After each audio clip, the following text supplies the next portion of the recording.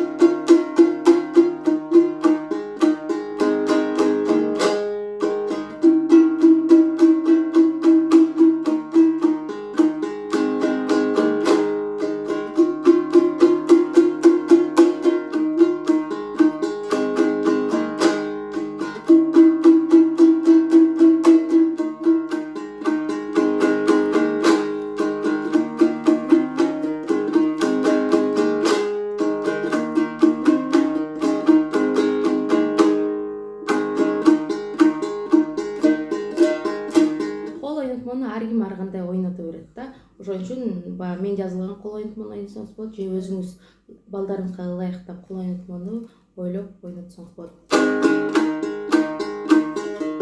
Ошон жолу до ре ми плюс 3 жолу до ре ми плюс же ылдый ойдо.